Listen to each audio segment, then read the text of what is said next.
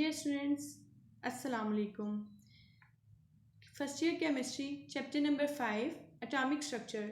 Today's topic is discovery of nucleus. Let's start. Students, in 1911, Rutherford was a scientist who performed a simple experiment which led to the discovery of nucleus. Rutherford was a great physicist who performed many experiments related to radioactivity. Radio means के कुछ ये Rutherford ऐसे experiment perform कर रहा था कुछ elements जो हैं वो स्पॉन्टेनियसली रेडिएशन एमिट करते हैं, ठीक है। ये रेडियो एक्टिव एलिमेंट्स होते हैं। रदरफोर्ड इन एलिमेंट्स की रेडियो एक्टिविटी के एक्सपेरिमेंट परफॉर्म करता था और ही was awarded Nobel Prize in this case. Rutherford performed this experiment in concern to find out the structure of atom. Atom की इससे पहले रदरफोर्ड से पहले एटम के बारे में जे थॉमसन ने अपना मॉडल पेश किया था। J Thomson, according to J Thomson, it was the plum pudding model. और वो मॉडल क्या था कि एटम जो है वो एक सॉलिड पार्टिकल है जिसमें इलेक्ट्रॉन जो है वो एम्बेडेड है, ठीक है। बट रदरफोर्ड ने जो एक्सपेरिमेंट परफॉर्म किया था उस एक्सपेरिमेंट से ना सिर्फ न्यूक्लियस डिस्कवर हुआ था बल्कि इसने एटम का जो बहुत इम्पॉर्टेंट मॉडल प्रपोज किया था जो कि बाद में बहुत ज़्यादा डिस्कवरीज और बहुत हेल्पफुल रहा था। रदरफोर्ड का जो एक्सपेरिमेंट था वो it was a simple experiment with the gold foil. In his experiment he took gold foil. Gold metal foil बहुत अब ये क्या होती है, जैसे आप अपनी डेली लाइफ में देखते हैं कि स्वीडिश के ऊपर एक चांदी का वर्क लगाया जाता है, दिस इज़ सिल्वर फॉयल। तो इसी तरह की गोल्ड फॉयल होती है गोल्ड मेटल से बनी हुई, और ये बहुत थिन होती है, यानी इस के अंदर एटम मौजूद है और एटम बहुत थिन लेयर में है, ठीक है। गोल्ड फॉयल का जो पर्पस था लेने का वो यही था कि गोल्ड फॉयल इतनी थिन ली गई थी कि इसमें एटम्स की बहुत ही थिन लेयर थी। और जब फिर क्या किया था, he bombarded the alpha particles from a source to gold foil, ठीक है। अब ये डायग्राम में आप देख रहे हैं लेड बॉक्स है, इसके अंदर एक पोलोनियम या रेडियम एक रेडियो एक्टिव सब्सटेंस रखा हुआ है, ठीक है। और ये रेडियो एक्टिव सब्सटेंस जो है ये अल्फा पार्टिकल एमिट कर रहा है और वो गोल्ड फॉयल से स्ट्राइक होने के बाद वो स्ट्राइक करते हैं स्क्रीन के ऊपर। गोल्ड फॉयल के इर्द गिर्द एक स्क्रीन है which is coated with zinc sulphide, ठीक है। तो टू ऑब्जर्व द स्पॉट और fluorescence produce by alpha particles जब गोल्ड फॉयल में से पास ऑन करते हैं तो वो इस स्क्रीन पर फ्लोरेसेंस पैदा करते हैं, स्पॉट पैदा करते हैं, ठीक है। तो ये इन स्पॉट की प्रोडक्शन से फिर एस्टिमेट किया जाता है कि ये किस तरह से मूव किए हैं। रदरफोर्ड ये एक्सपेक्ट कर रहा था कि जो अल्फा पार्टिकल्स हैं वो गोल्ड फॉयल में से स्ट्रेट पास कर जाएंगे, ठीक है।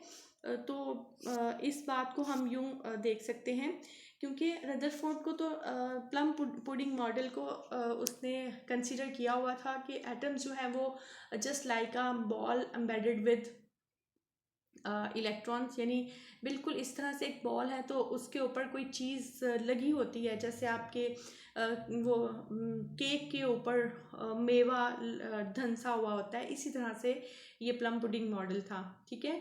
तो आप इस डायग्राम में देखें कि पहले वाला जो एटम है वो प्लम पुडिंग मॉडल को रिप्रेजेंट कर रहा है, ठीक है। तो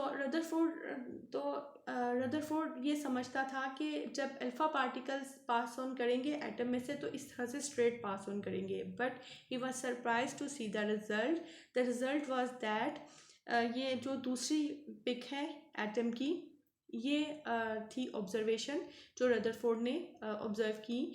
अब वो क्या था कि बहुत से many alpha particles pass straight through the atoms और गोल्ड फॉयल, ठीक है। जो बहुत से अल्फा पार्टिकल से गोल्ड फॉयल में से स्ट्रेट पास ऑन हो गए, ठीक है। और बहुत कम very few alpha particles make a certain angle, बहुत जो है कम अल्फा पार्टिकल्स एक ख़ास एंगल से डिफ्लेक्ट हुए।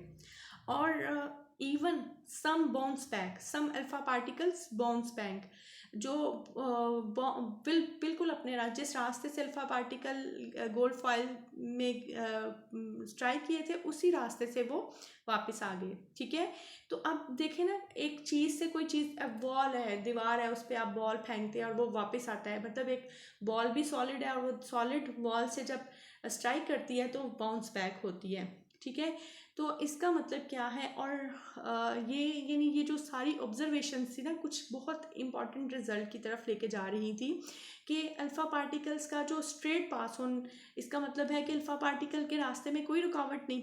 ठीक है, और जहाँ पर थोड़ी सी रुकावट आई है वहाँ से अल्फ़ा पार्टिकल्स थोड़े डिफ्लेक्ट हो गए। ठीक है, और जहाँ पर कोई बिल्कुल बिल्कुल अल्फ़ा पार्टिकल के बिल्कुल सामने जब एक हर्डल आ गई तो इसका मतलब कि अल्फ़ा पार्टिकल वहाँ से बाउंस बैक हो गए। ठीक है, तो ये जो थी ऑब्जर्वेशन थी रदरफोर्ड की, जो उसने अपने एक्सपेरिमेंट से की थी।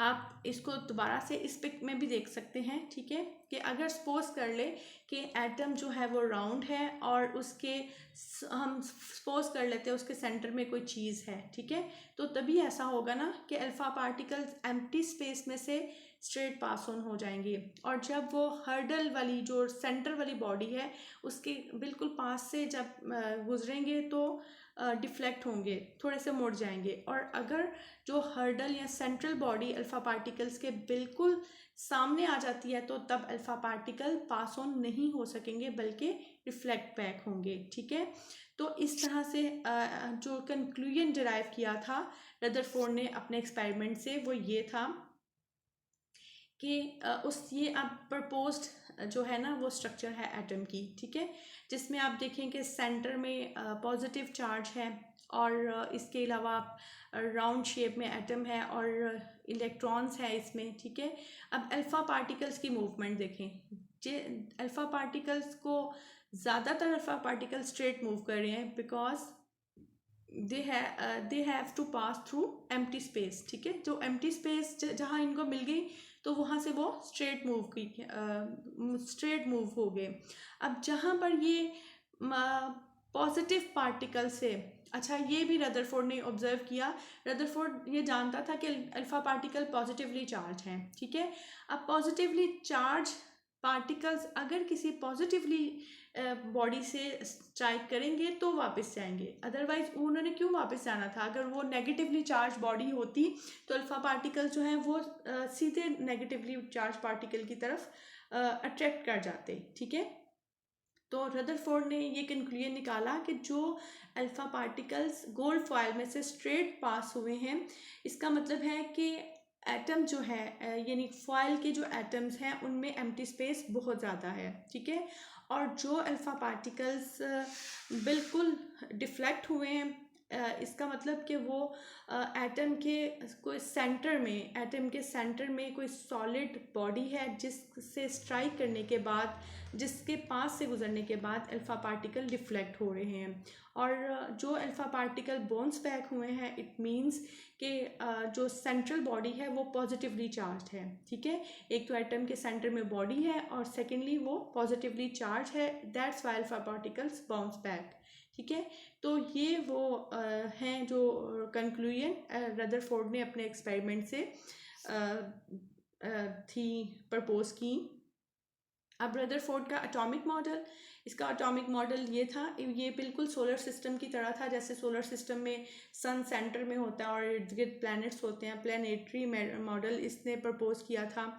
और इसके फीचर्स ये थे कि atom has a central body which is called nucleus. ठीक है, कि एटम के सेंटर में ज़रूर एक बॉडी है जो न्यूक्लियस जिसे कहते हैं, और उसी बॉडी के अंदर एटम का पूरा मास लाया करता है। और ऑल दी, ये बिल्कुल इसका एटम का मॉडल है कि atom has a central body which is called nucleus, the whole mass of atom lies inside this nucleus. All the protons are present in nucleus, all the positive charge is present in nucleus, यानी nucleus ही वो central body है atom की, जिसमें सारे proton भी होते हैं और एटम का सारा मैस न्यूक्लियस की वजह से है। बाकी जो एटम का वॉल्यूम है बाकी सारा, जिसमें इलेक्ट्रॉन रिवॉल्व करते हैं न्यूक्लियस के गिर्द, ठीक है। ये भी इसने प्रपोज किया था कि इलेक्ट्रॉन जो है वो न्यूक्लियस के गिर्द रिवॉल्व करते हैं और एटम की जो बाकी सारा जो स्पेस है वो एम्प्टी है, ठीक है। तो ये रदरफोर्ड का मॉडल था एटम के बारे में। अब ये मॉडल बहुत ज़्यादा जो है वो हेल्पफुल था फर्दर डिस्कवरीज़ के लिए, क्योंकि इसने एग्जैक्ट हमें प्रोटॉन की लोकेशन और उस पर पॉजिटिव चार्ज और एटम के मास और उसका वॉल्यूम बहुत ज़्यादा इसके बारे में इंफॉर्मेशन मिलती है। बट इसके मॉडल में कुछ डिफेक्ट्स भी थे। इसके मॉडल में इसने जो इलेक्ट्रॉन की मूवमेंट प्रपोज की थी, it was based on the gravitational laws, ठीक है। तो जो charge particle electron and protons are charge particle, they do not obey the gravitational law, ठीक है। ये चार्ज पार्टिकल ग्रेविटेशनल लॉज को ओबे नहीं करते, तो इस वजह से इसके एटॉमिक मॉडल थोड़ा सा उसमें डिफेक्ट्स आ गए। बहरहाल लेकिन फिर भी इस मॉडल को लेके तो फर्दर डिस्कवरीज हुई और फिर आपको पता है कि बोहर ने एटॉमिक मॉडल पेश किया, जो कि हम आगे जाके पढ़ेंगे, ठीक है। पहले हम इसके डिफेक्ट्स को डिस्कस कर लेते हैं।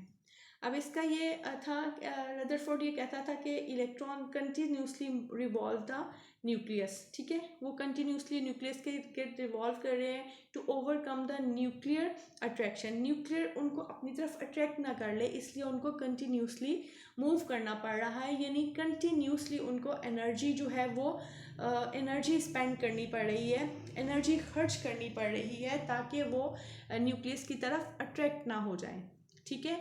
तो अगर वो कंटिन्यूसली एनर्जी, अब एक तरफ वो रदरफोर्ड ये प्रपोज करता है कि electron has to emit the energy continuously, ठीक है। तो अगर रदरफोर्ड तो ये कहता है कि इलेक्ट्रॉन जो है वो कंटिन्यूसली एनर्जी एमिट कर रहा है, ठीक है, ताकि वो न्यूक्लियस के जो है वो उसकी तरफ अट्रैक्ट ना हो जाए। लेकिन जो वो क्वांटम थ्योरी है उसके अकॉर्डिंगली, या जो फर्दर जो थी स्टडीज़ उनके अकॉर्डिंगली, अगर इलेक्ट्रॉन जो है वो कंटिन्यूसली एनर्जी इवॉल्व करता है, ठीक है, तो फिर इलेक्ट्रॉन का रेडियस, जो उसकी रेवोल्यूशन का रेडियस है, वो भी कम हो जाना चाहिए, ठीक है। तो अगर इलेक्ट्रॉन का रेडियस कम होता चला जाता है, इलेक्ट्रॉन एनर्जी लूज करता जा रहा है अपनी रेवोल्यूशन के दौरान और उसका आहिस्ता आहिस्ता रेडियस कम होता चला जाएगा, तो क्या होगा, एक वक्त आ जाएगा ना कि वो एटम में फॉल ऑन कर जाएगा, ठीक है। इलेक्ट्रॉन एटम में जब फॉल ऑन करता है तो what will happen, atom would collapse. तो हकीकत में ऐसे तो नहीं होता, कोई एटम ऐसे तो नहीं डिस्ट्रॉय हो जाता ना, ठीक है। तो ये तो फिर एटम की स्टेबिलिटी के ही अगेंस्ट चली गई बात। तो इस तरह से ये डिफेक्ट्स था रदरफोर्ड के मॉडल में। अच्छा स्टूडेंट, इसका एक और जो था डिफेक्ट वो ये था कि अभी हम डिस्कस कर रहे थे कि इलेक्ट्रॉन्स जो हैं वो they are moving around the nucleus continuously and in this way they emit energy continuously, ठीक है।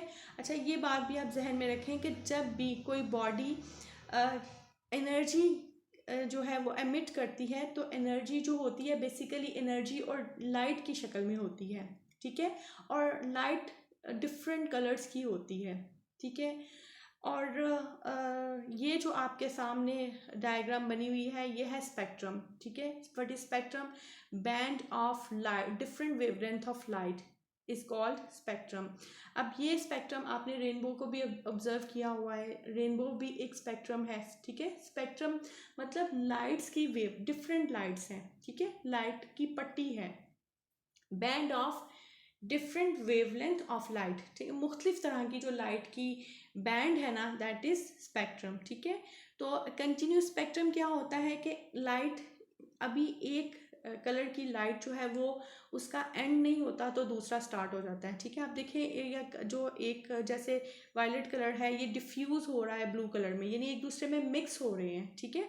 तो दिस इज कंटिन्यूस स्पेक्ट्रम। और ये कंटिन्यूस स्पेक्ट्रम तब बनता है जब कोई बॉडी कंटिन्यूस वे से एनर्जी रिलीज करे, ठीक है।